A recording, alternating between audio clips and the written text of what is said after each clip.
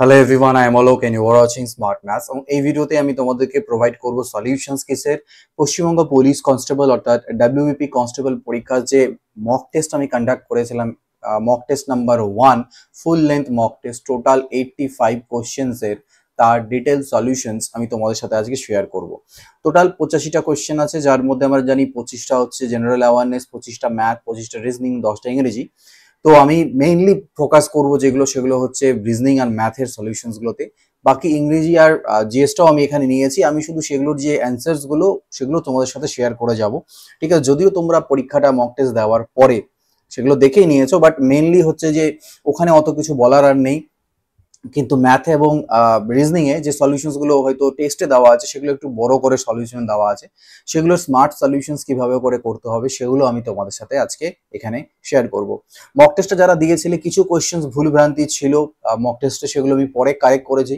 তোমাদের report question করার পরে সেখানে আমি যেগুলো দেখে সেগুলোকে কারেকশনও করা হয়েছে, সেগুলো আমি এখানে সাথে সাথেই বলতে থাকবো। তো দেখে নাও, এই কোশ্চেন গুলো শুধুমাত্র তোমাদের পশ্চিমবঙ্গ পুলিশ কনস্টেবল না, অন্যান্য যে সকল পুলিশের পরীক্ষা আছে বা আগামীতে আসবে তার জন্য কিন্তু হেল্পফুল হবে। এই মক টেস্টের সিরিজটা অবশ্যই তোমরা জয়েন করো, ফ্রি অফ কস্ট আছে। আমি মোটামুটি কয়েকটা যতটা নিতে পারি 30 নভেম্বর অবধি হয়তো তোমাদের পরীক্ষা, তার মধ্যে যে কটা আমি কন্ডাক্ট করাতে পারবো সে কটা আমি টাইম টু টাইম তোমাদের সাথে কন্ডাক্ট করাবো। তো দেখো, 1 নম্বর কোশ্চেন যেটা ছিল সেটা বলছে তোমাদের এক এক রকম ভাবে আসতে পারে, কোশ্চেন র্যান্ডম করা ছিল, বাট আমি এখানে পরপর দেখাচ্ছি। বলছে ভারতের জাতীয় সঙ্গীত জনগণ মন প্রথম কবে গাওয়া হয়েছিল? যেহেতু বাংলা ভার্সনেই শুধুমাত্র কনস্টেবল পরীক্ষাটা বাংলাতেই হয়, বাংলা নেপালি আই থিঙ্ক, তো আমি বাংলাটাই নিয়েছি, ইংরেজি এখানে ইনক্লুড করিনি। তো সেটা হচ্ছে 1911 সালে। 1911 সালে 27শে ডিসেম্বর কলকাতায় অনুষ্ঠিত ভারতীয় জাতীয় কংগ্রেসের অধিবেশনে প্রথমবার জনগণ মন গাওয়া হয়ে থাকে। এটা সলিউশন দেওয়ার পরেও যদি মনে হয় কোথাও ভুল আছে কোথাও কোশ্চেনে, অবশ্যই তোমরা কিন্তু কমেন্টে সেটা পয়েন্ট আউট করো, আমি কমেন্টটাকে পিন করে দেবো যাতে বাকিরা সেটা দেখতে পারে। চলো, আচ্ছা 2 নাম্বার কি বলছে, সুন্দরবন কোন দুটি নদীর মিলিত বদ্বীপে অবস্থিত? সেটা হচ্ছে গঙ্গা এবং ব্রহ্মপুত্র। সুন্দরবন গঙ্গা ব্রহ্মপুত্র মেঘনা নদীর মিলিত বদ্বীপে গঠিত পৃথিবীর বৃহত্তম বদ্বীপ। ঠিক আছে, তারপরে কি বলছে, ভারতের সংবিধানের কত নম্বর অনুচ্ছেদে রাষ্ট্রপতির পদ সম্পর্কে বলা হয়েছে? সেটা হচ্ছে অনুচ্ছেদ আর্টিকেল 52-তে বলা হয়েছে 52। মহাকাশে প্রথম ভারতীয় কে ছিলেন? এটা আমরা সবাই জানি, রাকেশ শর্মা। ঠিক আছে, নন্দনকানন বায়োলজিক্যাল পার্ক কোন রাজ্যে? নন্দনকানন কোথায় অবস্থিত? নন্দনকানন আমরা অনেকে ঘুরতে গিয়েছো তোমরা, আমি উড়িষ্যায় ছিলাম, সো আমি তো গিয়েছি 2-3 বার। সো সেটা হচ্ছে সাদা বাঘ সংরক্ষণ, উড়িষ্যা, মেনলি উড়িষ্যাতে আছে। ঠিক আছে, হোয়াইট টাইগার আছে, প্রচুর বাঘ আছে। নন্দনকানন এত বড় জায়গা, মানে মজা পেয়ে যাবে। ঠিক আছে, এন্ট্রি টিকিটও খুব কম, 50 টাকা দিয়ে ঢোকো পার্কে, একদম গোটা ঘুরে নাও, প্রচুর জিনিস, প্রচুর বাঘ আছে। কোন নদীকে বিহারের জীবনরেখা বলা হয়ে থাকে? তো গঙ্গাকে বিহারের জীবনরেখা বলে। গঙ্গা নদী বিহারের মধ্য দিয়ে প্রবাহিত হয়, কৃষি, সেচ, পরিবহন সব ক্ষেত্রেই গুরুত্বপূর্ণ ভূমিকা রাখে। ইন্ডিয়ান মিউজিয়াম কোথায় অবস্থিত? ইন্ডিয়ান মিউজিয়াম অবস্থিত হচ্ছে আমাদের কলকাতাতে। 1814 সালে স্থাপিত ইন্ডিয়ান মিউজিয়াম এশিয়ার প্রাচীনতম মিউজিয়াম। ভারতীয় সংবিধান কার্যকারী কবে হয়েছিল? 26শে জানুয়ারি 1950। একটা হচ্ছে অ্যাডপ্ট, একটা হচ্ছে এনঅ্যাক্ট। ঠিক আছে, এনঅ্যাক্ট হয়েছিল 26 জানুয়ারি 1950। অ্যাডাপ্ট কবে হয়েছিল তোমরা সেটা কমেন্ট করে আমাকে জানাবে যে অ্যাডাপ্ট কবে করা হয়। গীতাঞ্জলি কাব্যগ্রন্থের লেখককে? রবীন্দ্রনাথ ঠাকুর। পশ্চিমবঙ্গের রাজ্যপাল 2024 সালে কে ছিলেন? তো সিভি আনন্দা বোস ছিলেন, এখনো আই থিঙ্ক উনি আছেন। তো 2022 সালে রাজ্যপাল হিসাবে তিনি নিযুক্ত হয়ে থাকেন। বলছে ভারতের প্রথম মহিলা প্রধানমন্ত্রী কে ছিলেন? তো প্রথম মহিলা প্রধানমন্ত্রী ছিলেন ইন্দিরা গান্ধী। পঞ্চায়েত রাজ ব্যবস্থার মূল উদ্দেশ্য কি ছিল? কেন এই পঞ্চায়েত রাজ ব্যবস্থা স্টার্ট করা হয়? সো পঞ্চায়েতি রাজ ব্যবস্থার যদি বলি মূল উদ্দেশ্যের কথা, তাহলে সেটা কি ছিল? পঞ্চায়েত রাজের হচ্ছে গ্রামীণ স্বশাসন। ঠিক আছে, গ্রামীণ স্বশাসন, সেলফ বলতে পারো, গভর্নমেন্ট, এরকম টাইপের একটা ব্যাপার। চন্দ্রযান-3 অভিযান কোন বছরের মধ্যে চাঁদে অবতরণ করে? 2023 সালে চাঁদে অবতরণ করে, 23শে আগস্ট 2023 সালে চাঁদে অবতরণ করে। ভারতের সংবিধান রচনাকারী সভার সভাপতি কে ছিলেন? সভাপতি ছিলেন কে? ডক্টর রাজেন্দ্র প্রসাদ ছিলেন সভাপতি। ঠিক আছে, চেয়ারম্যান। রেডিও অ্যাক্টিভিটি কে আবিষ্কার করেন? রেডিও অ্যাক্টিভিটি আবিষ্কার করেছিলেন মেরি কুরি। ঠিক আছে, মেরি কুরি। মেরি আর পিয়েরে কুরি বা পিয়ের কুরি যৌথভাবে রেডিও অ্যাক্টিভিটি আবিষ্কার করেছিলেন। পদ্মবিভূষণ পুরস্কার কোন ক্ষেত্রে দেওয়া হয়? বিভিন্ন ক্ষেত্রে অসামান্য অবদানের জন্য দেওয়া হয়ে থাকে। পদ্মবিভূষণ ভারত সরকারের দেওয়া দ্বিতীয় সর্বোচ্চ অসামরিক সম্মান, মানে যে কোনো ক্ষেত্রেই খুব এক্সট্রা অর্ডিনারি কিছু করলে পরে কোনো যদি কন্ট্রিবিউট করা হয় তো সেক্ষেত্রে পদ্মবিভূষণ দেওয়া হয়ে থাকে। ভারতের বৃহত্তম রাজ্য কোনটি ক্ষেত্রফল অনুযায়ী? That is Rajasthan. ডান্ডি অভিযান কোন স্বাধীনতা আন্দোলনের অংশ ছিল? সেটা হচ্ছে সিভিল ওবিডিয়েন্ট মুভমেন্ট, ঠিক আছে, আইন অমান্য আন্দোলন আই থিঙ্ক, ঠিক আছে বাংলাতে এটা। সো 1930 সালে গান্ধীজি লবণ কর বিরোধী ডান্ডি মার্চ করে থাকেন, তো ডান্ডি অভিযান চালু করেছিলেন। ব্ল্যাক হোল ট্র্যাজেডি কোন শহরে ঘটেছিল? কলকাতাতে। 1756 সালে সিরাজদৌলার কলকাতা দখলের পর ব্রিটিশদের ব্ল্যাক হোল বন্দিশালা আটকে রাখার ঘটনা ঘটে, এদেরকে যে আটকে রেখেছিল অনেকজনকে ব্ল্যাক হোল, সেটা তো 1756-তে, সেটা কোথায়? কলকাতাতে। ভারতের প্রথম রাষ্ট্রপতি কে ছিলেন? ডক্টর রাজেন্দ্র প্রসাদ। জাতীয় বিজ্ঞান দিবস কবে পালন করা হয়ে থাকে? তো 28শে ফেব্রুয়ারি হচ্ছে জাতীয় বিজ্ঞান দিবস থাকে, সায়েন্স ডে, ঠিক আছে, ন্যাশনাল সায়েন্স ডে। পশ্চিমবঙ্গের বিষ্ণুপুর শহর কোন জেলার জন্য বিখ্যাত? বিষ্ণুপুর, তো টেরাকোটা মন্দিরের জন্য বিখ্যাত বিষ্ণুপুর, ঠিক আছে, টেরাকোটা মন্দিরে।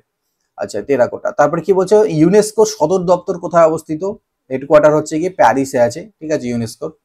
ভারত ছাড়ো আন্দোলন কোন বছর চালু হয়? 1942 সালে ভারত ছাড়ো আন্দোলন চালু হয়ে থাকে।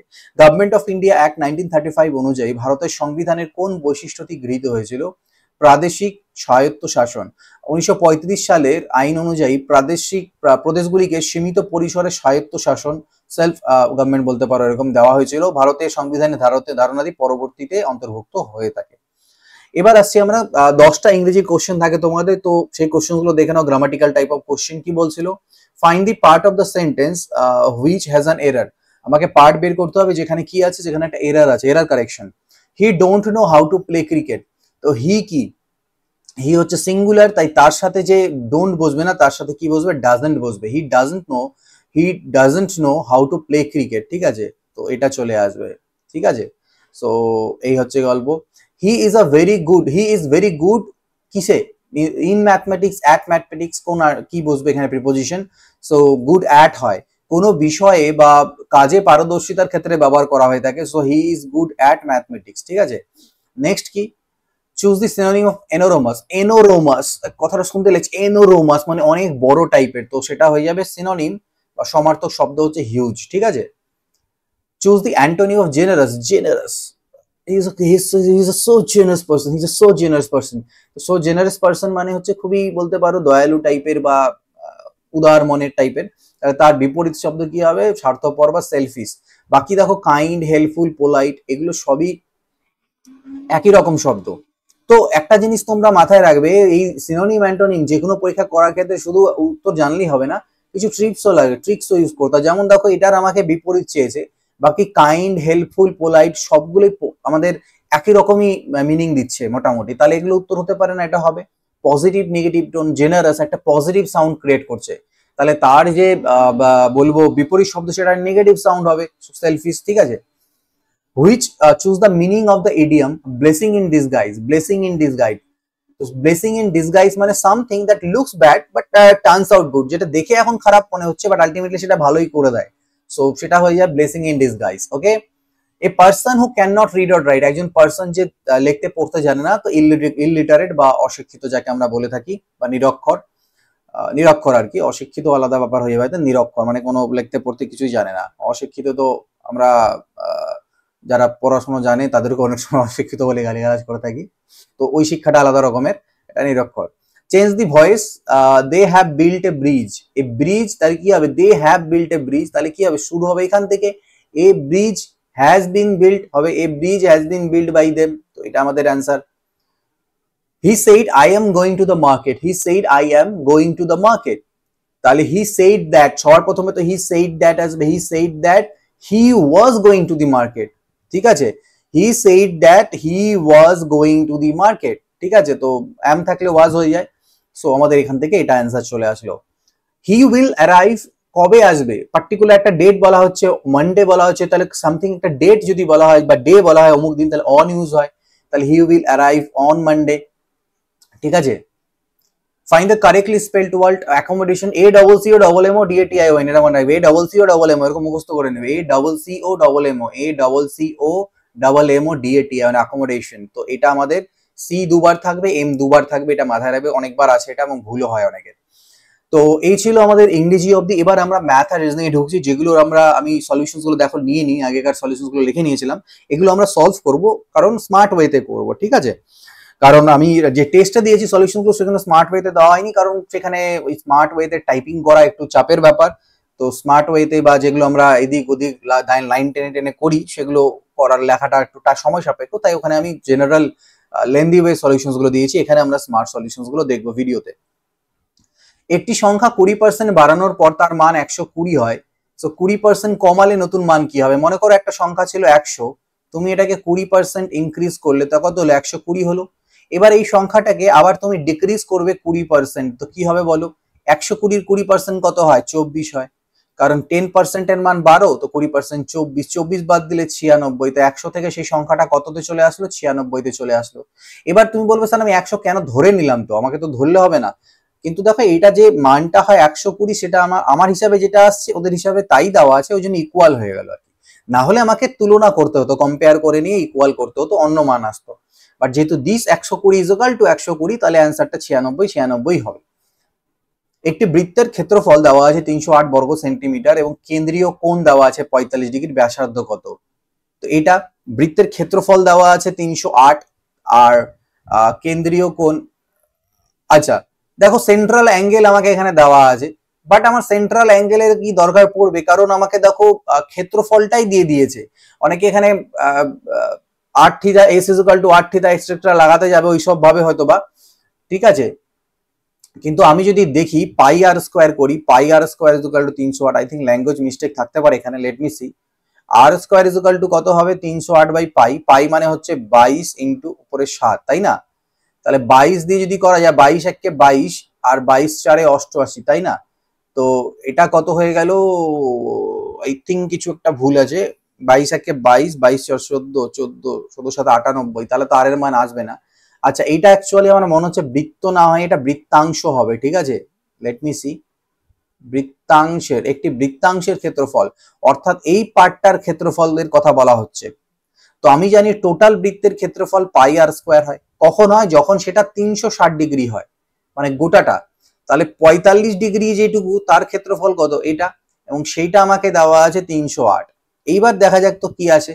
তো 45 দিয়ে কততে কাটবে? 45 2 হয় 90, 8 না, তো 8 কাটলো, তাহলে এখান থেকে আর স্কোয়ার ইজ ইকুয়াল টু হবে 308 ইন্টু 8 ডিভাইডেড বাই 22 ইন্টু 7। এইবার দেখা যাক তো কি হয়। তো 22 দিয়ে এটাকে কাটলে আমার কত এসেছিল? 14 এসেছিল। 14 মানে কি 7 ইন্টু 2, তাহলে দুটো 7 হয়ে যাচ্ছে, মানে 7 এর স্কোয়ার। এখান থেকে 2 গেল, 16 হলো, 16 মানে 4 এর স্কোয়ার, অর্থাৎ 28 এর স্কোয়ার। তাহলে আর স্কোয়ারের মান যদি এটা হয় তাহলে আর এর মান 28 বলতে পারবো। তো এটা একটু ভুল আছে, মিস্টেক, এটা আমাদের বৃত্তাংশ হবে। আমি কোশ্চেনে গিয়ে ওটাকে কারেক্ট করে বৃত্তাংশ করে দেবো, ঠিক আছে, নো প্রবলেম। যেটা মক টেস্টে আছে, যাতে পরবর্তীতে যারা দেবে ঠিকঠাক দেবে, ওকে। এবং যেগুলো ভুল ছিল সেগুলো কারেক্ট করার পর আমি মার্কস রি-এভ্যালিউটও তোমাদের করে দিয়েছিলাম। তো সেই হিসাবে তোমরা তোমাদের নতুন মার্কসগুলো হয়তো দেখতে পাচ্ছ টেস্টে। যারা এখনো টেস্টটা দাওনি গিয়ে দিয়ে নাও, হেল্পফুল হবে। একটি শঙ্কুর উচ্চতা 12 সেমি এবং তির্যক উচ্চতা 13 সেমি, এর আয়তন কি? তো শঙ্কু এটা হয় আমাদের। তো শঙ্কুর কি কি দেওয়া আছে? শঙ্কুর উচ্চতা দেওয়া আছে 12 আর তির্যক উচ্চতা 13। তাহলে যদি অতিভুজের দৈর্ঘ্য 13 হয় এবং লম্ব 12 হয়, তাহলে ভূমি কি হবে বলো? 5 হবে। পাইথাগোরাস থিওরেম অনুযায়ী 5 12 13। তার মানে ব্যাসার্ধটা পেয়ে গেলাম 5, তির্যক উচ্চতা 13 আর উচ্চতা 12। আমাকে আয়তন চেয়েছে, তো আয়তনের ফর্মুলা কি হয়? 1/3 পাই আর স্কোয়ার এইচ হয়। তাহলে 1/3 ইন্টু 22/7, আর মানে 5 এর স্কোয়ার হলো 25 আর এইচ মানে হয়ে গেল আমার 12। তো এমনি এখান থেকে 3 4 12 কাটছে, 25 4 100 মানে 2200 27, তো 7 3 21, 314.28, এরকম কাছাকাছি একটা আমাদের অ্যান্সার আসবে। এটা ভুল ছিল কোশ্চেনে, আমি পরে কারেক্ট করে দিয়েছি, ওকে। একজন পিতার বর্তমান বয়স তার ছেলের বয়সের দ্বিগুণ, ফাদারের বয়স সানের বয়সের দ্বিগুণ। 10 বছর পূর্বে পিতার বয়স ছেলের বয়সের 3 গুণ ছিল, কবে? 10 বছর আগে। তো আমার কি জানি ডিফারেন্স গুলো সেম থাকা উচিত, কিন্তু এখানে ডিফারেন্স 1 আছে, এখানে ডিফারেন্স 2 আছে, এটাকে ইকুয়াল বানাবো, এটাকে 2 দিয়ে গুণ করে দেবো, 4:2। তাহলে আমি এই ডিফারেন্স গুলো আমার সেম হয়ে গেল। এটাই কত? এটা হচ্ছে 10 বছরের গল্প, কারণ বলছে না গ্যাপটা 10 বছর ছিল। তাহলে 1 ইউনিটের মান যদি 10 বছর হয়, ঠিক, তাহলে 4 ইউনিটের মান কত? 40 বছর। তাহলে এটাই হচ্ছে ফাদারের বর্তমান বয়স। নেক্সট আসছি পরেরটাই, কি বলছে দেখো। পরের কোশ্চেনে আমাদের বললো যে একটি বর্গক্ষেত্রের ক্ষেত্রফল 196 বর্গ সেমি। একটি বর্গক্ষেত্রের ক্ষেত্রফল কি বলেছে? 196 বর্গ সেমি। এটি একটি বৃত্ত বর্গক্ষেত্রের মধ্যে অঙ্কিত। কি বললো? একটি বৃত্ত বর্গক্ষেত্রের মধ্যে অঙ্কিত আছে। একটা বর্গক্ষেত্র আছে, এরকম নিলাম, এই বর্গক্ষেত্রের ক্ষেত্রফল যদি 196 হয় তাহলে বাহুর দৈর্ঘ্য কত বলো তো 14 করে 196 এর বর্গমূল করো, কারণ আমরা জানি বাহু স্কোয়ার ইজ ইকুয়াল টু এটা ক্ষেত্রফল, তাহলে এখান থেকে এ এর মান 14 আসবে। তো একটা বৃত্ত যদি বর্গক্ষেত্রের মধ্যে অঙ্কিত আছে তাহলে এইরকম বৃত্ত আছে সেটাই বলছে। এই বৃত্তের কি ব্যাসের দৈর্ঘ্যটা হয়ে যায় ওর বাহুর দৈর্ঘ্যের সমান, তাহলে বৃত্তের ব্যাসার্ধ হবে তার অর্ধেক অর্থাৎ 7, তাহলে বৃত্তের ক্ষেত্রফল হবে পাই আর স্কোয়ার, পাই ইন্টু আর স্কোয়ার। তো 22/7 ইন্টু 7 স্কোয়ার, একটা করে 7 কাটবে, 7 2 14 4 154। সো এটা আমাদের এখান থেকে অ্যান্সার। একটি সংখ্যা এই সমীকরণে এক্স এর মান কত, ঠিক আছে, এখানে এক্স এর মান মধ্যে আমরা সলভ করে বের করতে হবে। তো তোমরা এমনি সলভ করতেই পারো, কিন্তু সেক্ষেত্রে একটা দ্বিঘাত সমীকরণ তৈরি হবে, তা না করে আমরা অপশন থেকে ভ্যালু পুট করলে বেশি ইজি হবে। লাইক 1/4 এক্স এর জায়গায় আমি প্রথমেরটাই বসালাম, যার যেভাবে অপশন আসবে সেইভাবে বসাবে। আর এখানে তুমি 4 বসালে 4 আর 2 6 হবে, দেখো লসাগু করলে তো 12 হয়ে গেল, 4 3 12 আর 6 2 12, তাহলে 5/12 আমার স্যাটিসফাই করে যাচ্ছে। তো আমাদের এটা কিন্তু অ্যান্সার, ঠিক আছে। নেক্সট দেখা যাক পরেরটা। একটি আচ্ছা আরেকটা জিনিস দেখি তো, 2 দিয়ে হবে না, দেখো 2 -2 যদি বসাও তাহলে তো হবে না, -2 হলে 4 0 হয়ে যাচ্ছে, নিচে 0 হওয়া যাবে না, -4 4 দিয়েও হবে না, ঠিক আছে, চলো ঠিকই আছে এটা। নেক্সট হচ্ছে কি একটি সংখ্যা 3:4:5 অনুপাতে ভাগ করা হয়েছে একটা সংখ্যাকে, তাদের যোগফল হচ্ছে 72, মাঝখানের সংখ্যাটা কত? তো 5 আর 4 9 3 12, 12 ইউনিটের মান যদি হয় 72, তাহলে মাঝখানে একটা 4 ইউনিট কত হবে? 12 6 6 4 24, তাহলে দ্যাট উইল বি 24, ঠিক না। একটি পরীক্ষায় বি এর তুলনায় 20% বেশি নম্বর পেয়েছে, একটা পরীক্ষায় বি এ এর তুলনায় 20% বেশি নম্বর পেয়েছে, এ সি এর তুলনায় 10% কম নম্বর পেয়েছে। একটা পরীক্ষাতে কি হয়েছে, একটা পরীক্ষাতে বি এ এর তুলনায় 20% বেশি নম্বর আর এ সি এর তুলনায় 10% কম নম্বর পেয়েছে। ডি সি এর তুলনায় 20% বেশি নম্বর পেয়েছে, ডি এর নম্বর এ এর নম্বরের চেয়ে শতাংশ কত শতাংশ বেশি, এটাই আমাকে জিজ্ঞেস করলো। সো দেখা যাক কি করা যায়। একটা পরীক্ষা আছে যেখানে বি এর তুলনায় 20% বেশি, তো চলো বি এর তুলনায় 20%, 20% মানে কি হয় 1/5, তাহলে এ 5 পেলে বি পেয়েছে 6। আবার কি বললো, এ সি এর থেকে 10% কম, তার মানে সি 10% মানে কি 1/10, তাহলে সি যদি 10 পায় তাহলে এ 1 কম পাবে, 9/10 পাবে, 9 পাবে। আবার বললো ডি সি এর তুলনায় 20% বেশি, 20% মানে 1/5, তাহলে সি 5 পেলে ডি 1 বেশি পাবে, 6 পাবে। আমাকে ডি আর এ এর মধ্যে তুলনা চেয়েছে, তাহলে আমি এগুলোকে না গুণ করে দেবো। কিরকম দেখো, দাঁড়াও 1 সেকেন্ড, আমাকে ডি আর এ চেয়েছে, চলো আমাকে এখান থেকে এবিসিডি রেশিও বের করতে হবে, ঠিক আছে।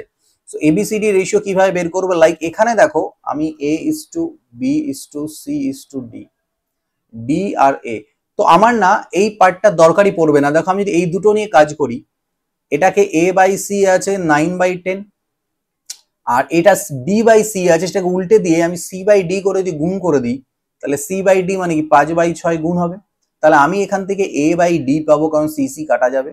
আর এখান থেকে 5 2 এর 10, 3 2 6, 3 3 9, মানে 3/4 পাচ্ছি।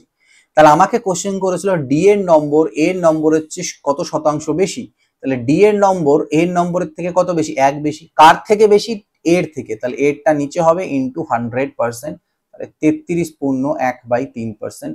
সো এটা আমাদের অ্যান্সার এখান থেকে চলে আসবে। তারপর এটা দেখো বলছে কি একটি নির্বাচনে মোট ভোটারের 10% ভোট দেননি, তাহলে মোট ভোটার যদি আমি 100 থেকে স্টার্ট করি, তাহলে তার 10% ভোট দেয়নি, মানে 90 জন ভোট দিয়েছে, এবং 48টা ভোট অবৈধ বলে গণ্য হয়। এবার 48টা স্পেসিফাই করে দিল, তাহলে আমি এটাকে 100x দিয়ে কাজ করব, যে 100x ভোটার 90x ভোট দিয়েছে, এবার 90x ভোটের থেকে 48টা ভোট মাইনাস বিজয়ী প্রার্থী মোট ভোটার তালিকাভুক্ত সংখ্যার 53%, মানে ভোটার লিস্টের 53% পেয়েছে উইনার, কত 53%, মানে 53x টা। তাহলে দেখো টোটাল বৈধ ভোট তো এটা, তার মধ্যে থেকে আবার 53, এর মধ্যে 53x পেয়েছে বুঝলাম, কিন্তু এই ভোটটা আসবে কোথা থেকে, এর মধ্যে থেকে। তাহলে লুজার কোনটা পাবে, এটার থেকে এটা বাদ করে দিলে, তাহলে 90x মাইনাস 48 এর থেকে 53x বাদ দাও, তাহলে 53 আর 7 60, 37x মাইনাস 48, এটা লুজারের ভোট। এদের দুজনের ভোটের ডিফারেন্স কত, কারণ উইনার তো বেশি পাবে। এই বিয়োগ করো, 53x এর থেকে এটাকে বাদ দাও, 7-এর পরে 6 13, 3 আর 1 4, 16, 16x মাইনাস মাইনাসে প্লাস হবে। এইটাই হচ্ছে মার্জিন, এত ভোটে উইনার জিতেছে, সেটা আমাকে 304 দেওয়া আছে, দ্যাট ইজ ইকুয়াল টু 304। তাহলে আমার এখান থেকে দেখো এক্স এর মান কত আসবে, 48 বাদ দিলে 8-এর পরে 6 14, 4 1 5, 5-এর পরে 5 10, 256/16, তার মানে 16 অ্যান্সার আসলো।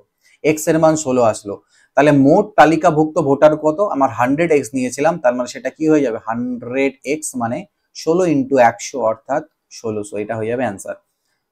একটি পণ্যের দাম 20% বাড়ানো হলো এবং পরে 20% কমানো হলো, মোট শতাংশ হ্রাস কি হবে? এই ধরনের ক্ষেত্রে যখন x% বৃদ্ধি করে x% হ্রাস করা হয়, তো আলটিমেটলি x²/100% ডিক্রিজই হয়ে যায়, কমেই যায়। তো এখানে x এর মান 20, তো 20 স্কোয়ার হচ্ছে 400/100, মানে 4%-এর ডিক্রিজ হবে। ওকে, আচ্ছা তারপরেরটা দেখো কি বললো, দুটি সংখ্যার অনুপাত 4:5, প্রতিটার সাথে 3 যোগ করলে নতুন অনুপাত 5:6 হয়। আগে ছিল 4:5, এখন 5:6। দেখো এক এক করে বাড়ছে সব দিকে, একেরই মান তার মানে 3, একের মান যদি 3 হয়, সংখ্যা দুটাকে 3 4 12 আর 3 5 15, 12 আর 15 হচ্ছে সংখ্যাগুলো। 6 জন কর্মী একটি কাজ 30 দিনে শেষ করতে পারে, তো 6 জন যে কাজটাকে 30 দিনে করে, সেই কাজটাকে 20 জন মিলে কত দিনে করবে? এটাই তো বলেছিল। তাহলে 3 3-কে 9 দিন, সো দিস ইজ অ্যান্সার আমাদের। একজন ব্যবসায়ী 8,000 টাকায় একটা টেলিভিশন কিনে 720 টাকা খরচ করে মেরামত করলেন। যদি তিনি এটি 10,800 টাকায় বিক্রি করেন, তো লাভের শতকরা হার কত? 800-তে কিনে 700 খরচা করছে, মানে 8 সাথে 8,720 টাকা ওর কেনা পড়ে গেল বলতে পারো আলটিমেটলি টোটালিতে। এবার আমাকে বললো 10,800 টাকাতেও বেচলো, তাহলে বিয়োগ করো, 0 2 এর ওখান থেকে 1 সাথে 8, 8-এর পরে 8 মিলে গেল, আর 8-এর পরে 2,080 টাকা। তো 2,080 টাকা প্রফিট বাই 8,720 ইন্টু 100%, এটাই হচ্ছে ওর প্রফিট পার্সেন্টেজ।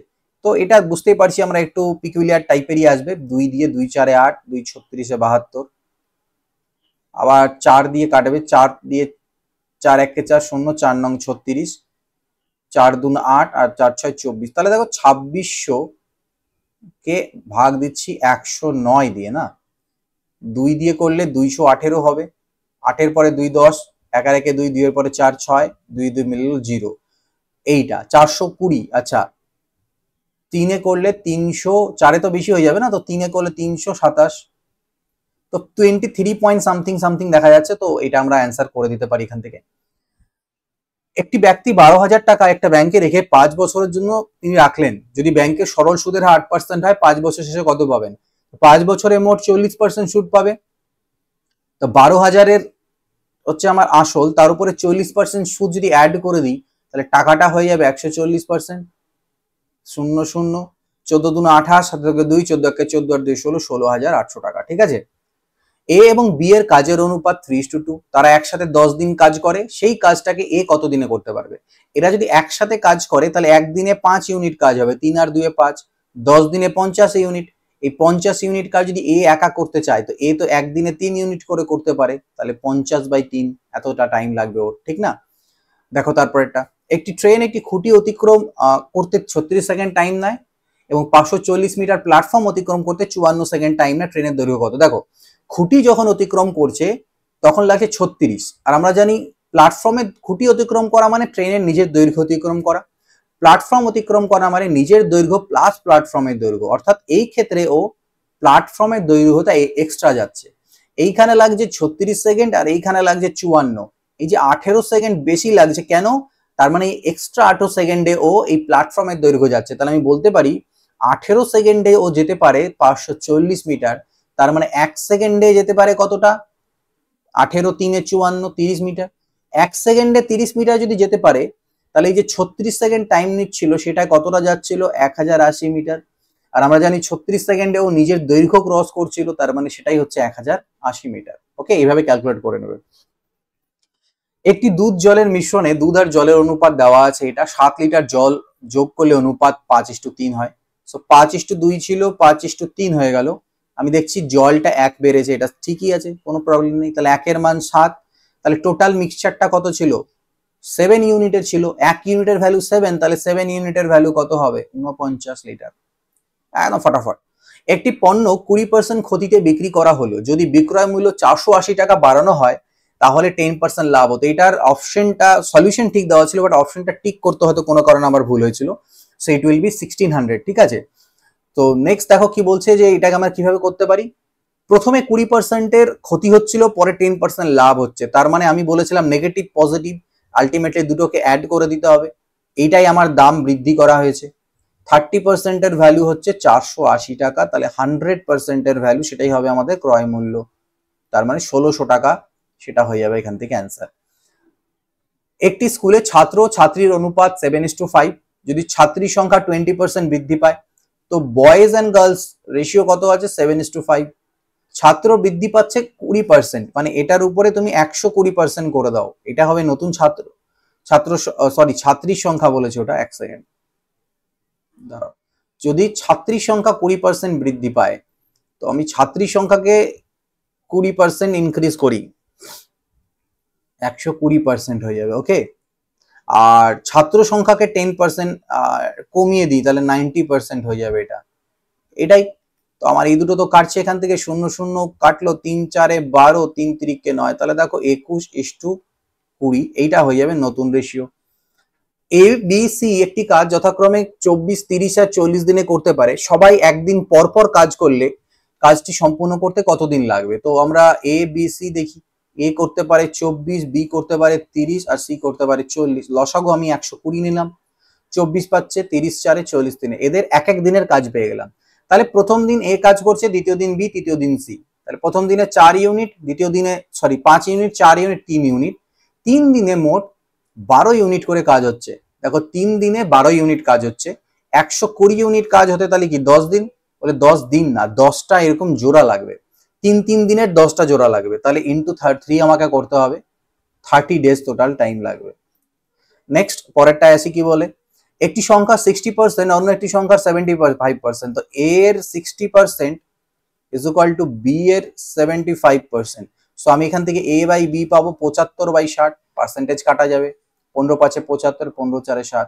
তো প্রথম আর দ্বিতীয় সংখ্যার অনুপাত 5:4। ক্লিয়ার। একটা নৌকা স্থির জলে, ওর গতিবেগ হচ্ছে 13 কিমি প্রতি ঘন্টা, আর স্রোতের গতিবেগ হচ্ছে 4 কিমি প্রতি ঘন্টা। স্রোতের অনুকূলে 68 কিমি কতক্ষণে যাবে। আচ্ছা, স্রোতের অনুকূলের গতিবেগ কি হয়, ডাউন স্ট্রিমের ক্ষেত্রে গতিবেগ বের করতে গেলে কি করতে হয়, দুটোকে যোগ করে 2 দিয়ে ভাগ, তাহলে 13 4 17, 17/2 কত হবে, 17/2। 17/2 দিয়ে যদি এটাকে ভাগ দাও, এই দুইটা পাল্টি খেয়ে যাবে উপরে, 17 4 68, 4 2 1 সেকেন্ড, কোথাও একটা ভুল হলো, 8 ঘন্টা আসছে কেন,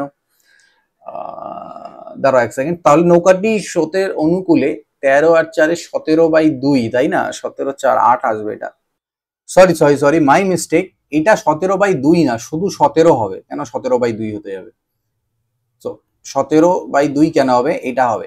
ওইটা কখন হয়, ওইটা যখন আমাদেরকে ডাউন স্ট্রিমে আর আপ স্ট্রিমে গতিবেগ গুলো দেওয়া থাকে, যখন নৌকার গতিবেগ বের করি তখন হয় এসডি প্লাস এসইউ/2। এটা তো স্বাভাবিক দেওয়াই আছে সোজাসুজি, যে আমাদের নৌকার গতিবেগ স্রোতের গতিবেগ, যখন অনুকূলে যাচ্ছি তখন এই দুটো যোগ হয়ে যায়, কারণ নৌকার সাথে স্রোতটাও ঠেলা মারে, তো শুধুমাত্র এটা 17 হবে, তো 4 চলে আসবে। So this is our answer. Okay, ঠিকই আছে। একজন দোকানদার 20% লাভে বিক্রি করে, কিন্তু ট্রান্সপোর্টে ক্রয় মূল্যের 5% খরচ হয়, প্রকৃত লাভ বা ক্ষতির শতকরা কত হবে। সো আই থিঙ্ক এটা ভুল করে 10% মার্ক করা ছিল, এটা 15 হবে। দেখো এখানে কনসেপ্টটা একটু আলাদা আছে, আগেকার যে ট্রান্সপোর্ট খরচ একটু আলাদা ছিল। দেখো 20% লাভে, মনে করো 100 টাকার ওর ক্রয় মূল্য, তো বিক্রি যে করছে 20% লাভে, মানে 120 টাকায়, আর ওর যেই খরচাটা সেটাও ক্রয় মূল্যের উপরেই বলা আছে, অর্থাৎ এর উপরেই ওর খরচা আরো 5 টাকা হচ্ছে, তাহলে এই 5 টাকা খরচাটাকে এখান থেকে আমি বাদ করব, তাহলে আলটিমেটলি ওর লাভ হচ্ছে কিন্তু 15 টাকা, অর্থাৎ 15%। ঠিক আছে, দুটি সংখ্যার গড় দেওয়া আছে 25, আর তাদের এসসিএফ আর এলসিএম দেওয়া আছে এত, দুটি সংখ্যার যোগফল কত। জানি না এটাকে তোমরা কিভাবে ঘুরিয়ে ফিরে করেছো, এটা মানে একটু কনফিউজ করার জন্য দেওয়া হয়েছিল। ভাই সংখ্যার গড় যদি 25 দেওয়া থাকে, তাহলে তাকে 2 দিয়ে গুণ, দুটো সংখ্যার গড় 25 হলে তাকে 2 দিয়ে গুণ করলেই 50 তার সমষ্টি চলে আসে, তো এটা হবে আমাদের এখান থেকে অ্যান্সার। অত আর দেখার দরকার নেই, এসসিএফ এলসিএম লাগবেই না। একটি পণ্যের দাম প্রতি বছর 10% করে বাড়ে, 3 বছর শেষে দাম কত হবে। দেখো 10% করে ইনক্রিজ হওয়া মানে 100 টাকা ছিল, প্রথমে 10% বাড়লো, আমরা চেইন সিস্টেম করি, 10% মানে কি 1/10, তাহলে 10% বৃদ্ধি পাওয়া মানে 11/10 হয়ে যাবে পরের বার, তারপরের বার আবার 11/10, তারপরের বার আবার 11/10। ওই জন্য তুমি আলটিমেটলি ওই যে যেটা সলিউশন দেওয়া ছিল পয়েন্টের কিউব করে দাও, ওটাও করতে পারো। তো দেখো এই দুটো জিরো, এটা তো কাটাই গেল, 1331 হয় এটা, ঠিক আছে। এক সেকেন্ড দাঁড়াও, আচ্ছা ঠিকই আছে। 3 বছরের শেষে দাম কত গুণ হবে সেটা বলছে। তো এইটা আমার কিন্তু দেখো চলে আসলো এইরকম, তাই না? 100 টাকার জিনিস 10% করে বাড়ছে। প্রথমে ছিল 100 টাকা, সেই জিনিসটা 3 বছর পরে দাম হয়ে গেল 133.1 টাকা, 10% করে বাড়তে বাড়তে। তো বলছে 3 বছরের শেষে দাম কত গুণ হবে, মানে এইটা এর কত গুণ। তাহলে এইটাকে আমি কত দিয়ে গুণ করলে এই জিনিসটা পাবো? 100কে 1.331 দিয়ে তুমি গুণ করো, দেখো দশমিকটা ঘুরে 2 ঘরের দিকে চলে আসবে, তুমি এটা পেয়ে যাবে। তো ওটাই বলছে কত গুণ হবে, ঠিক আছে। তো মেইনলি বেসিক্যালি তুমি এইটাকে 100 দিয়ে ভাগ করে দেবে আরো, তো 2 ঘর চলে আসলো 1.331, এটাই আমাকে বের করতে বলেছে। একটি নির্দিষ্ট, এবার আসছে আমার রিজনিং এর কোশ্চেন গুলো দেখে নিই। একটা নির্দিষ্ট কোড ল্যাঙ্গুয়েজে মোস্ট কে লেখা হয়েছে 134, ফার কে 90। তো মেইনলি তুমি দেখো এখানটায় মোস্ট, এম মানে হচ্ছে 13, ও মানে 15, এস মানে হচ্ছে 19 আর টি মানে 20। তো 15, 3, 18, 28, 2, 30, 37, 47, 67 ইন্টু 2 করলে 134। সেম টু সেম এটাও তাই আসছে, 45 ইন্টু 2 90 আসবে।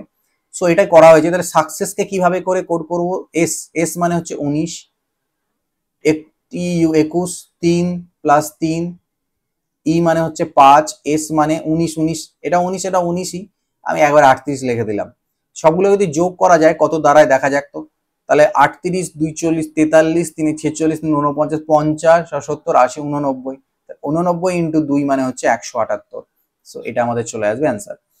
একটা কোড ভাষা ব্লেড কে লেখা হয়েছে এটা, আর চক কে লেখা হয়েছে ওটা। তাহলে ডিজিটালকে কি লেখা হবে দেখো ভালো করে। বি এর পরে সি আসছে, কিন্তু এল থেকে -1 হয়ে কে হচ্ছে, আবার এ বি হচ্ছে, ডিসি হচ্ছে, ইএফ, ঠিক। তো সেই ফরম্যাট এখানে আমরা করব ডিজিটালের ক্ষেত্রে। তাহলে ডি হয়ে যাবে ই, আই এর আগেরটা হবে কি, আই এর আগে হয় এইচ, জি এর পরে এইচ, আবার আই এর আগে এইচ, টি এর পরে ইউ, এটা হয়ে যাবে জেড, আর এটা হবে এল এর পরে এম। তাহলে এইটা আমাদের অ্যান্সার। ঋতু একজন ব্যক্তির ছবি দেখিয়ে বললেন, তিনি আমার ছেলের স্ত্রীর একমাত্র অবিবাহিত ভাইয়ের একমাত্র ভাগ্নের ঠাকুরদা। এই জায়গাটাতে একটু ভুল ছিল, এটা দাদা হয়েছিল, এটা দাদা না, এটা ঠাকুরদা হবে, ঠিক আছে। তাহলে পরে এটা কারেক্ট হবে, আদারওয়াইজ এটা ভুল হয়ে যাচ্ছিল। তো স্বামী অ্যান্সার কিভাবে আসবে দেখো। ঋতু একজন ব্যক্তিকে, তিনি হচ্ছে ভাগ্নের ঠাকুরদা, ঠাকুরদা মানে হচ্ছে গিয়ে মেনলি আর কি একটা লোক। তো কোনো একটা লোককে দেখে বললো যে তিনি আমার ছেলের স্ত্রীর একমাত্র অবিবাহিত ভাইয়ের। তাহলে ঋতু বলে কেউ একজন আছে, এটা মনে করে নিলাম ঋতু। ছেলে মেয়ে আমি জানি না, বাস আমি ঋতু নাম লিখি কারণ জেন্ডার দেওয়া নেই। তো ঋতু কি হলো, একজন ব্যক্তির ছবি দেখিয়ে বললেন যে তিনি হলেন কার, আমার ছেলের, ঋতুর ছেলে, ঋতুর ছেলের, আমার ছেলের স্ত্রীর একমাত্র অবিবাহিত ভাই, একমাত্র অবিবাহিত ভাইয়ের একমাত্র ভাগ্নে। তো এর একমাত্র ভাগনা মানে কি, নিশ্চয়ই এর ছেলের কথা বলা হচ্ছে, তার ঠাকুরদা। তাহলে এর ঠাকুরদা মানে কি, এর যে বাবা তার বাবা হবে। তাহলে ওই লোকটা যে কথা বলা হচ্ছিল ব্যক্তিটা, সেটা ঋতুর কে হয়ে যাবে, হাজবেন্ড হয়ে যাবে, ঋতু হয়ে যাবে ওয়াইফ, আর ওর হবে হাজবেন্ড মানে হচ্ছে স্বামী। তো সেটাই আমাকে বলা ছিল এখানটায়। একজন ব্যক্তি পি বিন্দু থেকে শুরু করে এই ধাপগুলো অনুসরণ করে গিয়েছে বিভিন্ন দিকে, আলটিমেটলি লাস্টে কিছু একটা জিজ্ঞেস করেছে। তো পি বিন্দু থেকে প্রথমে দক্ষিণ দিকে, north, south, east and west. তো প্রথমে দক্ষিণ দিকে গেল 11 কিলোমিটার, কত, 11 কিলোমিটার দক্ষিণ দিকে আসলো পি বিন্দু থেকে। তারপর ডান দিক, এদিকে মুখ করেছে, তো ডান দিক কোন দিকটা হবে, ডান দিক এদিকটা হবে ওর, ওখানে নিজেকে বসিয়ে নাও। ডান দিকে মুখ করে গেল 7 কিলোমিটার। তারপর আবার ডান দিকে মোড় নিয়ে এখান থেকে গেল 5 কিলোমিটার, ঠিক আছে। তারপরে আবার এখান থেকে বাম দিকে মোড় নিয়ে গেল 4 কিলোমিটার, যেহেতু বাংলায় দেওয়া আছে ডিজিট গুলো, তো 4 কিলোমিটার। তারপরে আবার ডান দিকে মোড় নিয়ে এখান থেকে চলে গেল 9 কিলোমিটার, এইখান থেকে চলে গেল 9 কিলোমিটার। শেষে আবার ডান দিকে মোড় নিয়ে 2 কিলোমিটার চালালো, এখান থেকে 2 কিলোমিটার কিউ বিন্দুতে পৌঁছালো। আমাকে বলছে পি বিন্দুতে ফিরে আসতে হলে তাকে কত দূরত্ব এবং কোন দিকে যেতে হবে। দেখো এইখান থেকে এখানে আসবে, তো ও তো ডাইরেক্ট এইভাবে আসবে, ঘুরে ফিরে তো আসবে না, এই পথে আসবে। এই ডিস্টেন্সটা মানে এই পয়েন্টটা যদি আমি এগুলো ডিরেকশনগুলো টানি, তাহলে এই সাইডটা আমাদের হয়ে যাচ্ছে, তাই না? এক সেকেন্ড দাঁড়াও। আচ্ছা, আই থিঙ্ক এই কোশ্চেনটা ভুল আছে দেওয়া, আমি আরেকবার দেখে নিতাও। এক ব্যক্তি পি বিন্দু থেকে স্টার্ট করলো নিচের ধাপ অনুসরণ দক্ষিণ দিকে, প্রথমে সাউথের দিকে 11 কিলোমিটার গাড়ি চালালো, তারপরে দিকে মুখ করে থাকলে ডান দিকে, এটা ডান দিকে গেল 7 কিলোমিটার, তারপর আবার এখান থেকে ডান দিকে 5 কিলোমিটার, এবার বাম দিকে মোড় নিল, নিয়ে গেল 8 কিলোমিটার, তারপর আবার ডান দিকে নিয়ে গেল 9 কিলোমিটার, শেষে ডান দিকে মোড় নিয়ে 2 কিমি চালিয়ে ও কিউতে পৌঁছায়। যদি এটা হয়, কারণ দেখো আমি যদি এই পয়েন্টগুলোকে কানেক্ট করি, ঠিক না, এরকম করে কানেক্ট করি, আমাকে তো এইটাই দূরত্ব দরকার, এই দূরত্বটা দরকার। তাহলে আমার এখান থেকে এই গোটাটা ছিল 9, আর এইখানটায় 5, এটা 5, 9 হবে 14, 14 থেকে এই 11টা যদি বাদ চলে যায়, তাহলে এইটুকুটা 3 হবে আমার, এইটুকুটা 3 মানে এইটুকুটাও 3 হবে। এবার এই গোটাটা দেখো, গোটাটা কত, গোটাটা ছিল এখান থেকে এইটুকুটা 8, আর এখান থেকে এইটুকু 7, 8 আর 7 15, তো 15-র মধ্যে থেকে এইটা 2, তাহলে এখান থেকে এইটাও 2, তাহলে 2 বাদ থেকে চলে গেলে 15 থেকে এইটুকুটা 13, এটা 3 হবে, 13 হবে, ঠিক না? তো এইভাবে করলে তো এইটার দূরত্ব উল্টো পাল্টা কিছু একটা আসবে পয়েন্টে। তো এই কোশ্চেনটা ভুলই আছে, এটাকে বাদ করে দিলাম, কিছু ডেটার মিস্টেক আছে এই জায়গাটাতে। সো লেট ইট বি, ঠিক আছে? জানি না তোমরা কি অ্যান্সার করেছো, বাট এটা হয়তো গন্ডগোল আছে, তাও কমেন্ট করে জানাবে তোমরা কি এটা ভুল করেছিলে বা কিছু করেছিলে, ঠিক আছে? তো আমি এটাকে রিজেক্ট করে দিচ্ছি কোশ্চেনটাকে, একটা ভুল থাকতেই পারে। চলো next question, marks awarded to all examinees. 65 কি বলছে, যদি x greater than x greater than 3 হয় আর y less than equal to 5x হয়, তাহলে নিম্নলিখিত কোনটি সত্য? তো তুমি দেখো x এর মান 3 এর থেকে বড়, তা 3 এর থেকে বড় কি, আমি সব থেকে ছোটটাকেই ধরে নিলাম, 3 এর থেকে ম্যাক্স বড় সব থেকে ছোট সেটা হচ্ছে 4, ঠিক আছে? আর y less than 5x, y এর মান বলছে লেস দেন 5x, তাই না? এক সেকেন্ড, তো y এর মান যদি আমি লেস দেন 5x বলি, তাহলে x এর মান কত, যদি আমি 4 নিই তাহলে 20, তাহলে বলছে y এর মানটা 20 থেকে ছোট। সো এখান থেকে বলছে যে এবার দেখো 20 থেকে ছোট, এখানেও কোশ্চেনে একটা মিস্টেক আছে। যদি আমি y এর মান 20 থেকে ছোট, আমি ধরো 19ই নিলাম, তো in that case x plus y greater than 7 হবে, ঠিক আছে? ততক্ষণ হবে যতক্ষণ না y এর মান যদি 4 অবধি থাকে, তাহলে x আর y আমার গ্রেটার দেন 7 হবে। কিন্তু যেহেতু 20 থেকে ছোট, y এর মান তো 1 হতে পারে, ইন দ্যাট কেস হবে না। তো এখানে একটা ভুল আছে, সেটা হবে এটা x y greater than 5x হবে, আমি দেখতে ভুল করেছিলাম, এটা y গ্রেটার দেন 5x হবে। ইন দ্যাট কেস এটা ঠিক যে x এর মান 3 এর থেকে বড় মানে 4, আর y গ্রেটার দেন 5x মানে 20 থেকে বেশি, তার মানে 21। তো ইন দ্যাট কেস এই দুটোর যোগফল 7 এর থেকে বেশি হবেই, ঠিক আছে? তো এটা আমাদের কারেকশনের দরকার আছে। নেক্সট দেখো বলছে সি এ টি এস কে বর্ণানুসারে সাজালে কোন অবস্থানে টি থাকবে? তো আমি যদি সবার প্রথমে কি হয়, এ হয়, তারপরে সি হয়, তারপরে এস হয়, তারপরে টি হয়, অ্যালফাবেটিক্যালি সাজালে তো টি 4th নাম্বার পজিশনে আসবে। স্টেটমেন্ট, সব বই জিনিস, কিছু জিনিস কলম। তো আমি এটাকে বললাম বই, তো সব বই হচ্ছে জিনিস আর কিছু জিনিস হচ্ছে কলম। তো আমাকে বলছে কিছু বই কলম, তো বই আর কলমের মধ্যে কোনো সম্পর্ক নেই, ভুল। সব কলম বই, সব কলম বইটা কোনো সম্পর্কই নেই, আবার সবের গল্প তো আসেই না, তো কোনোটাই অনুসরণ করে না। 5 জন বৃত্তাকারে বসে আছে, দেখো ডিরেকশন বলা নেই, যখন বলা না থাকবে না তো ধরে নেবে এরা সেন্টারকে ফেস করে আছে 5 জন, ঠিক আছে? তো আমাকে এবার আমি না দুটো ডায়াগ্রাম ড্র করে নিই, এক সেকেন্ড দাঁড়াও, আমি দুটো ডায়াগ্রাম ড্র করে নিই এরকম করে, একটা ড্র করলাম, আবার আরেকটাও ড্র করি, এরকম এরকম এরকম, আরেকটা এরকম, তুমি যেভাবে ইচ্ছা দাগগুলো নাও মেনলি। এবার আমাকে বললো বি এর ডান পাশে সি, যখন সেন্টারে ফেস করে তখন ডান দিক এদিকটা হয় রাইট, আর লেফট হচ্ছে আমার এদিকটা। তো বি এর ডান পাশে, তো আমি বি কে এখানে বসালাম, বি এর ডান পাশে কে বসে আছে, বি এর ডান পাশে সি বসে আছে, ওকে? এখানেও তাই বসাই, বি এর ডান পাশে সি বসে আছে, এ দুজনের মধ্যে বসে আছে, এবার একে আমি পরে বসাচ্ছি। ই এবং ডি একে অপরের বিপরীত, এবার ই আর ডি কে বিপরীতে মনে করে নাও, তুমি এখানে অলরেডি এখানে বসাতে পারবা না, এর বিপরীত নিয়ে নিয়েছি এরকম করে, আমি ই কে এখানে যদি বসাই তাহলে ই আর ডি বিপরীত, অথবা হতে পারে ডি এখানে আছে, ই এখানে আছে, এই দুটো কেস হতে পারে বিপরীতের ক্ষেত্রে। আর কি হতে পারে, এ দুজনের মাঝখানে, তো দেখো এদের একটাই জায়গা থাকলো এ এর জন্য এখানটায়, তাহলে এদের অপোজিট, আমাকে বলেছিল এ কার বিপরীতে বসে, তো এ বি এর বিপরীতে বসে, এটা হয়ে যাবে উত্তর। ঘড়ির কাঁটা 3টা 20-তে কত ডিগ্রি কোণ করবে? 3টা 20, দেখো 3টে 20 মানে এই যে 3টের ঘরে ঘন্টার কাঁটা আছে আর 20 ঘরে আমার মিনিটের কাঁটা, তো একদম 20-তে যেহেতু পৌঁছে গেছে, তো তো একদম 3-এর ঘরে থাকবে না, একটু নিচে থাকবে। তো মোদ্দা কথা ঘন্টার কাঁটাটা 12 থেকে শুরু করে কত অবধি গেল, ঘন্টার কাঁটা 3টা 20, তো 3টা 20 বলছে। আর মিনিটের কাঁটা গেছে দেখো 20 মিনিট, আর ঘন্টার কাঁটা গেছে 3 ঘন্টা 20 মিনিট। মিনিটের কাঁটা তো শুধু 20 মিনিটই সরেছে, কিন্তু ঘন্টার কাঁটা গেছে 3 ঘন্টা 20 মিনিট। ঘন্টার কাঁটার মিনিটের কাঁটার গতিবেগ কত, কোনটা কতটা যায়, কত ডিগ্রি যায়? দেখো ঘন্টার কাঁটা 1 ঘন্টা হলে পরে কত ডিগ্রি ঘোরে বলো তো? এই 12 থেকে 1-এর ঘরে যাবে 1 ঘন্টা হলে। এই মাঝখানের ডিগ্রিগুলো কত করে?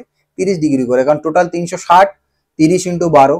তাহলে ঘন্টার কাঁটা 1 ঘন্টাতে বা 60 মিনিটে যায় 30 ডিগ্রি, অর্থাৎ 1 মিনিটে যায় হাফ ডিগ্রি করে 1 মিনিটে। তাহলে এইখানে টোটাল কত ডিগ্রি যাচ্ছে? 3 ঘন্টা 20 মিনিট হয়ে গেছে, ঠিক আছে? তো 3 ঘন্টাতে ও কতটা যাবে? দেখো 3 ঘন্টাতে টোটাল 30 দিনে 1 ঘন্টা 30, তাহলে 3 ঘন্টা 30 দিনে 90 ডিগ্রি। আর ওদিকে 20 মিনিটে 20কে এটা দিয়ে গুণ করে দাও, তাহলে কত হয়ে যাবে?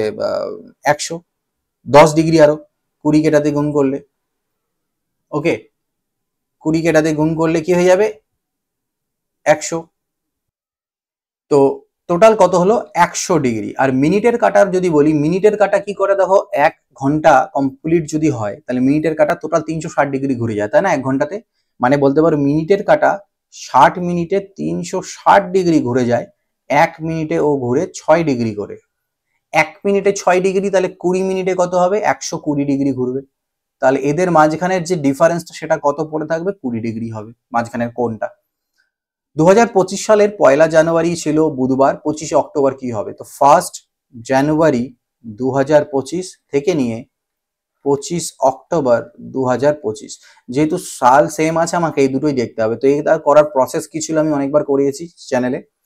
জানুয়ারি মাসের বাকি দিনগুলো নিব, কত দিন আর বাকি আছে? 30 দিন বাকি আছে, তো সেটা নিলাম জানুয়ারি। ফেব্রুয়ারি মাস, এটা যেহেতু লিপ ইয়ার না, 28 দিনে অড ডেটা শুধু লিখবে, 28 দিন অড ডে মানে 0, 7 দিয়ে ভাগ চলে যাচ্ছে 0। মার্চ মাস, 31 দিনে হয়, অড ডে 3। যেগুলো 31 দিনে সেটা অড ডে মানে কি 7 দিয়ে ভাগ করার পর যেটা ভাগশেষ থাকে। এপ্রিলে আর 30, তাহলে অড ডে 2। এপ্রিল মে 3 দিন হয়ে যাবে, জুন 2 দিন হয়ে যাবে, জুলাই 3 দিন হবে, আগস্টও 3 দিন হবে কারণ 31 হয়, সেপ্টেম্বরে 2 হবে, আর অক্টোবরের এই ডেটটা অবধি আমি নিব 25। তো 25কে আবার 7 দিয়ে ভাগ করে আমি লিখবো 4। 28কে 7 দিয়ে ভাগ করলে হবে 2। এগুলো সব অ্যাড করে দাও, 2 3 2 5 2 7 3 10 2 12 3 15 3 18 2 20 আর 4 24। এটাকে আবার 7 দিয়ে ভাগ করো, যতক্ষণ ভাগ করবে যতক্ষণ না 7-এর থেকে কম আসে। তা 3 আসলো, এটাই হচ্ছে আলটিমেট অড ডে, অর্থাৎ দিনটা 3 দিন এগিয়ে যাবে। তাহলে বুধবারের পরে বৃহস্পতি শুক্র শনিবার হবে আমাদের এটা, ঠিক আছে? নেক্সট আসছি পরেরটায়। এই সিরিজে কোশ্চেন মার্কে কি আসবে, কি কি আছে? পি আছে, আর আছে, ইউ আছে, ডাব্লিউ আছে, জেড আছে, কোশ্চেন মার্ক ই। দেখো পি কিউ আর মানে +2, R S T U +3, U V W +2, W X Y Z +3, তাহলে এরপরটা +2 হবে। জেড এর পরে এ বি হবে, সো এটা আমাদের অ্যান্সার। দেখো এখানে আবার সি ডি, ঠিক আছে, ঠিক আছে। এটা বলছে 2 6 12 20 30 কি হবে এখানটায়? তো 2 এর পরে 4 6, 6 আর 6 যোগ করলে 12, 12 আর 8 20, 20 10, 4 6 8 10, তাহলে নিশ্চয়ই এর পরেরটা 12 হবে। আর তারপরেরটা হবে কত? 1 সেকেন্ড দাঁড়াও, 42 তো 56 আছে এটা, তাই না? তাহলে 12 এর পরে 14, হ্যাঁ 14 আর 42 56, ঠিক আছে, এটা অ্যান্সার। নিচে শব্দগুলোর মধ্যে কোনটি বাকি তিনটা থেকে ভিন্ন? আপেল, কলা, কমলা, আঙুর। তো কমলা, আঙুর, আপেল সবাই টক জাতীয় ফল, কলা ওদের মধ্যে আসে না, তো কলা আমাদের এখানে অ্যান্সার। নিচের পাশা দুটির অবস্থান দেখানো হলো, 5-এর অপোজিটে কি থাকবে? তো এখানে কমন খুঁজো, দেখো এখানে কোনো সিঙ্গেল কমন নাই, ডবল কমন আছে, 2 2 1 1। তো যখন ডবল কমন থাকে তখন আমরা একটা জিনিসই বলতে পারবো কি, বাকি যারা আছে তারা একে অপরের বিপরীতে, অর্থাৎ 5-এর বিপরীতে 4 হবে। এখান থেকে আর তুমি অন্য কিছু বলতে পারবে না, শুধু এটাই বলতে পারবে। ওটাই চেয়েছিল। এর মধ্যে থেকে 4টি বিকল্প, এক্স এর জায়গায় কি বসবে? ঠিক আছে, এক্স এর জায়গায় মানে এটা হচ্ছে গিয়ে আয়না চিত্র বা মিরর ইমেজ। এখানে যদি মিরর থাকে এটা কি? তো ঘুরলে বোঝা যাচ্ছে ত্রিভুজ তো ভাই আমার উপরেই থাকবে, ত্রিভুজ তো নিচে চলে যাবে না, তাহলে এটা আমার হবে না, এটা আমার হবে না। এবার এটাকে যখন রোটেট করছো এরকম রোটেট হবে না, শুধু এরকম রোটেট হবে। তাহলে এর উপরের দিকের যে এই চওড়া দিকটা বা ভূমিটা সেটা উপরে ছিল, উপরেই থাকবে, অর্থাৎ এইটা 4 নাম্বারটা আমাদের অ্যান্সার। এখানে দেখো কি হবে, এস এর পরে এস টি ইউ, তারপরে পরেরটা ভি হবে নিশ্চয়ই, ব্যাস আর দেখবোই না এখানে উত্তর। এখানে আমাকে বলছে এইটাকে খুললে পরে ভাঁজ করে দেওয়া হয়েছে, এই ছবিটাকে, এটাকে খুললে কিরকম দেখতে হবে। তো এখানে দুটা গোল্লা, তো বোঝা যাচ্ছে চার কোণারে চারটা করে, দুটাকে দুই চারে আটটা গোল্লা হবে এরকম মোট, এটা হবে আনসার। ফটাফট। নিচের কোন চিত্রটি লেখক, আইনজীবী, গায়কের মধ্যে নির্দেশ করে? এটা প্রথম দিকে ভুল ছিল, আমি পরে কারেক্ট করেছি, এটা হবে। যখন তিনটে আলাদা আলাদা প্রফেশন দেওয়া থাকবে তখন তোমরা এই ছবিটাকে টিক করে দেবে চোখ বন্ধ করে, ঠিক আছে। নিচের প্রতিটিতে অনুপস্থিত সংখ্যাটি লিখুন। তো এখানে কি হবে দেখো, 2 এর স্কোয়ার 4, 3 এর স্কোয়ার 9, তাই কি না, আচ্ছা এটা একটু অন্য ফরম্যাট আছে, সেটা কি হচ্ছে 4 × 2 8, 4 2 8 একে 9, 9 2 18 প্লাস 2 20, 20 2 40 প্লাস 3 43, 2 হচ্ছে 80, 86 আর প্লাস 4, এরকম করে চলছে 1 2 3 4। তাহলে এর পরেরটা নিশ্চয়ই 90 × 2 প্লাস 5 হওয়ার কথা। 9 90 2 180, 185, এটা হবে অ্যান্সার। তারপরে দেখো বললো কি এই চিত্রে কটা ত্রিভুজ আছে, চলো এবার ত্রিভুজ কাউন্টিং করি আমরা। কিভাবে? দেখো একটা স্টার আছে, যখন স্টার থাকে সেখানে আমি বলেছিলাম যদি এরকম স্টার থাকে, অনেক আমি করিয়েছি এগুলো সব তোমাদের, তখন কটা ত্রিভুজ থাকে? একটা, দুটো, তিনটে, চারটে, পাঁচটা ত্রিভুজ। আর এই একটা বড় একটা ত্রিভুজ 6টা, আর এই বড় একটা ত্রিভুজ 7টা। মোট এখানে আমাদের কটা ত্রিভুজ আসলো? 1 2 3 4 5, সরি ভুল বললাম, 3 3 6 এদিকে, আর 2 8টা, কটা হচ্ছে? 8টা। 6 আর 2 আমাদের 8টা ত্রিভুজ হচ্ছে, হলো। এইবার দেখো এক্সট্রা কি ত্রিভুজ, যখন তুমি এখানে লাইন টেনে দিলে এখানে আরো দুটো ত্রিভুজ তৈরি হয়ে গেল, ছোট ছোট, ঠিক আছে। যখন তুমি এখানে লাইন টেনে দিলে আরো দুটো ছোট ছোট ত্রিভুজ পেয়ে গেলে, তাহলে 8 2 10 2 12। আর মাঝখানে যখন লাইন টেনে দিয়েছো তুমি এখানটায়, তখন তুমি কি দেখো এরকম একটা ত্রিভুজ পেয়ে যাচ্ছ এদিক থেকে এই লাইনটা টানার জন্য, ঠিক আছে। আর কি পাওয়া যাচ্ছে, এক সেকেন্ড দাঁড়াও, তাহলে 8 2 10 2 12 আর 1 13টা হলো। হ্যাঁ, আর এই লাইনটা টানার জন্য ওদিকে যেরকম তৈরি হলো সেরকম এদিকেও একটা তো তৈরি হয়ে যাবে, তাহলে এটাও একটা, অর্থাৎ টোটাল 14টা পেয়ে যাবো আমরা এখান থেকে। দেখো তারপরেরটা কি বললো, বলছে যদি এই গাণিতিক চিহ্নগুলোকে এইভাবে পরিবর্তন করা হয়, মাইনাস প্লাস হয়ে যায়, প্লাস ভাগ হয়ে যায়, গুণ বিয়োগ হয়ে যায়, ভাগ বিয়োগ হয়ে যায়, তাহলে এটা কোনটা ঠিক হবে? তো ভাগ কি হয়ে যায় বলছে, ভাগ হয়ে যায় গুণ, তাহলে এখানে আমি গুণ বসিয়ে দিলাম। যোগ হয়ে যাবে বলছে ভাগ, তাহলে এখানে আমি 2 বসালাম। গুণ বলছে হয়ে যাবে, গুণ কোথায়, গুণ কোথায়, গুণ বিয়োগ হয়ে যাবে, তাহলে 5, আর বিয়োগ হয়ে যাবে বলছে যোগ, তাহলে 8। কত দাঁড়ায় দেখি, 6 48 কে 2 দিয়ে ভাগ দিলে 24, 8 থেকে 5 চলে গেলে 3, তাহলে 27 হচ্ছে আমাদের অ্যান্সার। নিচে শব্দগুলিকে অর্থপূর্ণ ক্রমানুসারে সাজান, বার্থ, ডেথ, এইভাবে। সবার প্রথমে জন্ম নাও, জন্ম নিয়ে স্কুলে ভর্তি হও, স্কুলে ভর্তি করে গ্র্যাজুয়েশন করো, তারপরে ডিগ্রি নাও, কমপ্লিট করো, তারপরে মরে যাও। ঠিক আছে, মাঝখানে আর কিছু নাই। তো আমাদের এ, তারপরে আসলো ই, তারপরে সি তে গ্র্যাজুয়েশন হলো, ডিগ্রি হলো, তারপরে ডেথ হয়ে গেল। এই হচ্ছে আমাদের জীবন। এটা কি বের করতে বলেছে? 963, মাঝখানে 2 এরকম কিছু একটা আছে, ঠিক আছে। 9 6 15 3 18, 8 আর 4 12 4 14, 8 আর 4 12 4 16। দেখো 9 আর 6 15 3 18, যদি ইউনিট ডিজিট গুলো আমি করি, 8 আর 4 12 আর 4 16, বাদ দিলে কিন্তু 2 আসছে। এখানে দেখা যাক 6 আর 4 10 আর 4 14, আর এখানে 9 আর 3 12, বাদ দিলে 2, অর্থাৎ ইউনিট সাম অফ ডিজিট করে নিয়ে বিয়োগ করে দিলে মাঝেরটা আমরা পাবো। চায়নাকে ইউয়ান লেখা হয়, জাপান কি হবে? এটা ভুল ছিল, পরে কারেক্ট করা হয়েছে। চায়নার কারেন্সি একটা আছে ইউএন, তো জাপানের সেটা রকম হচ্ছে ইয়েন, ঠিক আছে, এটা ইয়ান হয়ে গেছিল, ইয়েন হবে। লাস্ট কোশ্চেন, নিচের সিরিজে কোন সংখ্যাটা ভুল? তো এখানে দেখতে পাচ্ছ 3 দুনা 6, 6 দুনা 12, 12 দুনা 24 হওয়ার কথা, 24 দুনা 48 96, তাহলে 25-এর জায়গায় 24 আসবে। তো এটাই ছিল। ধীরে ধীরে আমি যে কটা করাবো ডিফিকাল্টি লেভেল একদম ইজি থেকে স্টার্ট করে মাঝখানে একটু মডারেট করে নিয়ে যাবো, তবে মনে হয় না খুব কঠিন আসবে। WBPSI তোমরা দেখেই নিয়েছো, ফালতু বেশি কঠিন করে নিয়ে নিজের মোটিভেশন ডাউন করে লাভ নেই। তো ঠিক আছে, তো এই ভিডিওতে এইটুকু ছিল, আমি সলিউশনস গুলো তোমাদের প্রোভাইড করলাম। যেগুলো একটু ভুল ভ্রান্তি আছে সেগুলো এক দুটো থাকবে, পরীক্ষাতেও থাকে অনেক সময়, আর না থাকলেও ওগুলো আমি ধীরে ধীরে কারেক্ট করে নেবো। দাও মক টেস্ট গুলো, মেইনলি মক টেস্ট দেওয়ার উদ্দেশ্য এটা নয় যে তোমরা কোশ্চেন শেখা বা কোশ্চেন প্র্যাকটিস করা। মক টেস্ট দেওয়ার উদ্দেশ্য হচ্ছে, মেইন উদ্দেশ্য হচ্ছে টাইম ম্যানেজমেন্ট, স্পিড, ঠিক আছে, নার্ভ কন্ট্রোল, পরীক্ষার একটা সিচুয়েশনে নার্ভ কন্ট্রোল করা, নিজের পজিশন জব, যেটাকে আমি অকাত বলি, নিজের পজিশন বা অকাত বোঝা, যে আমি এখন কোন জায়গায় তার লাই করছি, কিরকম পারফর্ম করতে পারছি। বাকিরা অনেকে মক টেস্ট দিচ্ছে, তো আমি ওই জন্য বলি যে শেয়ার করো এই মক টেস্ট গুলো বাকিদের সাথে, পারলে পরে আমি যে পোস্ট গুলো করছি বা অ্যাপটাকেও চাইলে তোমরা শেয়ার করতে পারো, ঠিক আছে। তো ইন দ্যাট কেস কি হবে, আলটিমেটলি তোমরা ম্যাক্সিমাম ছেলেপেলে পারফর্ম করলে নিজেদের জায়গাটা বুঝতে পারবে। সো এই ভিডিওতে এইটুকুই থাকছে।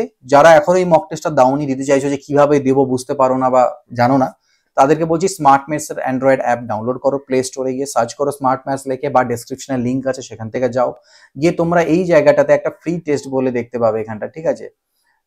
আই থিঙ্ক ফ্রি টেস্ট বলে একটা অপশন আছে, দেখতে পাবে। সো সেই ফ্রি টেস্ট অপশনে যদি তোমরা যাও, ঠিক আছে, সেই অপশনে ঢুকলে পরে তোমরা দেখতে পাবে, বা তোমরা এখানেই ব্যানারে দেখতে পাবে এরকম করে একটা ব্যানার চলে আসবে, যেখানে ক্লিক করলে তোমরা সেখানে পৌঁছে যাবে, পুরো ফ্রি অফ কস্ট, কোথাও এনরোল করার পয়সা করে কিছু লাগবে না, শুধু অ্যাপে রেজিস্টার এমনিতে করতে হবে, তোমাদেরকে অ্যাকাউন্ট ক্রিয়েট করতে হবে, দিয়ে এই মক টেস্টটা দেখতে পাবে। ঢুকবে এখানে, অলরেডি এই যে এখন মক টেস্ট এরকম করে পাশে দেখতে পাবে, অলরেডি এটা লাইভ হয়ে গেছে, অনেকে দিয়েছে। র্যাঙ্ক লিস্টও আমি প্রোভাইড করেছি তোমাদেরকে, যারা দাওনি দিয়ে দাও। এর পরবর্তী মক টেস্ট যখন আসবে এর নিচেই তোমরা সেই মক টেস্টটা দেখতে পাবে। আমি জানিয়ে দেবো, যদিও কোথায় জানাবো, টেলিগ্রামে জানাবো। So must join Telegram channel, যা আপডেট যা এটসেট্রা আমি এখানে শেয়ার করে দিই, তো তোমরা এখানটায় জয়েন করো। এবং আজকে যা বোঝালাম এর মধ্যে এই পিডিএফটাও যদি চাই দরকার পড়ে, তাহলে সেটাও টেলিগ্রামে তোমরা পেয়ে যাবে। ভিডিওতে এইটুকুই। নেক্সট ক্লাসে দেখা হবে। Good bye, take care, and always keep practising.